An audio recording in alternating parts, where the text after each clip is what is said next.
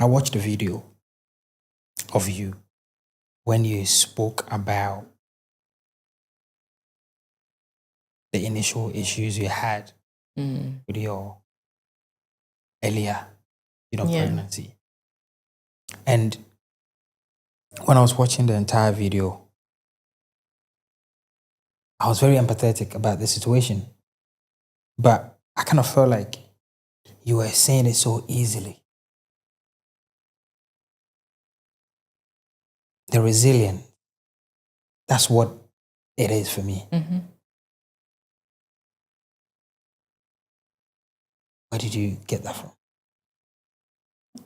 You said something from the beginning of this whole conversation that how trauma, whatever that we had to do, whatever suffering, whatever hardship, whatever challenge that we had to deal with, shapes us to what we are. And you wish that people have the strength to know that it's all for a greater good. I'll pray from that same space.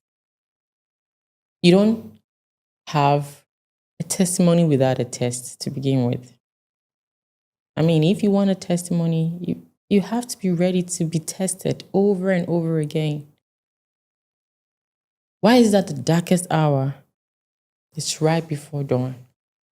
Ask yourself, because when something becomes so heavy, so tensed, just know it's going to get light.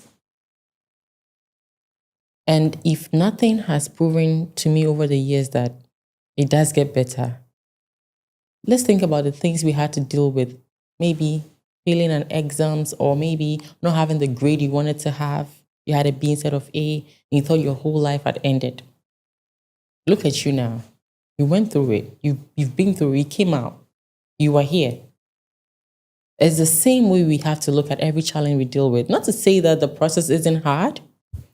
It is very hard, but that's where real character is built. I wouldn't be this if I didn't go through that. I had to be that beacon of hope for somebody. Because someone somewhere is going to go through that same thing you are dealing with, or you might have dealt with. And in sharing, you have to be very well put together and be able to communicate effectively so that people can get the message.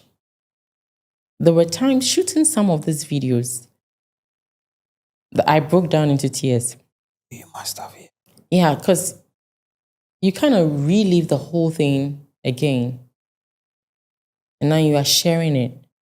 And in my case, sharing most of my stories, I hadn't come out of the whole tunnel yet. I shared my miscarriage when I hadn't had a baby. I didn't come home with a baby. I was going through it. So it was very difficult. A lot of the time, people share stories when they have been through it and they've come out of it. And they're telling you that if I could do it, you can do it too. But in my case, I was sharing while going through the meal. So you have to make it lighter for those that are going through it.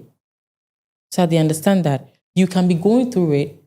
At the same time, you should still have a sense of hope, and you should still carry yourself like you should be graceful to yourself, because other people just shut themselves off everything when they are going through something. I have people that are in the whole waiting period. Nothing excites them anymore. They don't even want to look good. They don't want to even go to work. They are not themselves just because they are dealing with something. I share in my process so that they understand that with or without, you are you. Any woman expecting, any woman waiting to have their bouncy baby, have that joy, have that thing that you've been yearning for to hear mommy. While you're pursuing that goal, never lose yourself. That's why I share it and I make it look light, because before anyone else, there is Chichi. And Chichi is not someone that will only be enough when everything else is added on. But Chichi by herself is enough. That's the message I want to carry. That's why when I share my stories, I carry it in a place of being very light, being almost as though it's not heavy, but it's heavy. but I'm dealing with it from a place of grace and from a place of being whole without even what I've been waiting for. Because I'm whole. Any other thing that comes is a bonus.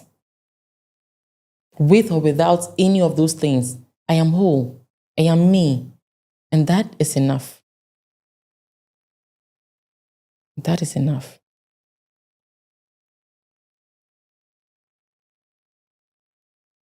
After 5 years of having our last boy, I traveled to Germany. I was with my friends and they were convincing me, myself and my wife were like, we're done. She's convincing me, try to have another one, try to have another one. I'm like, yeah, you guys, man, you don't know, sleepless nights, the things my wife is going to go through. Mm-hmm. I came back and I don't know what was happening in her head as well. Maybe she was already sold as well. So I sent her and said, did you want to have another one? Yeah, I don't mind. Okay, cool. So it clicked. Then she tried 1, 2. Well, we tried 1, 2.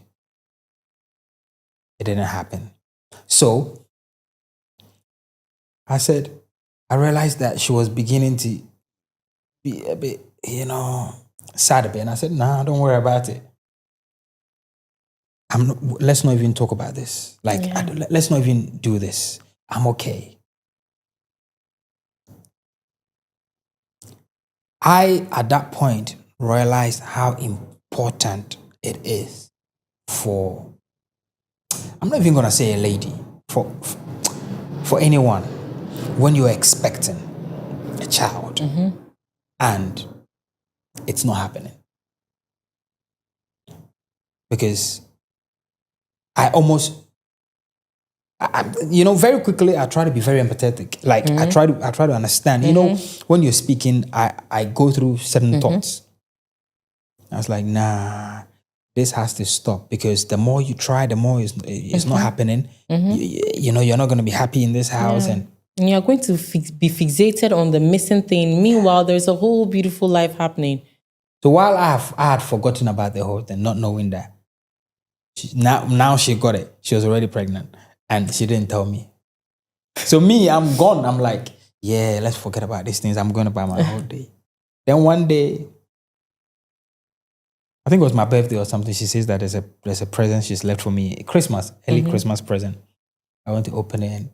And actually, she recorded me. The excitement on my face. In fact, that was the day I realized that, I think I was also expecting it. Aww. So to be honest, people may be going through it and, expecting and all of that. But I just pray to God that women and men in marriages get that seed, and get it quick enough so that they can take their sorrows away. Yeah. Yeah.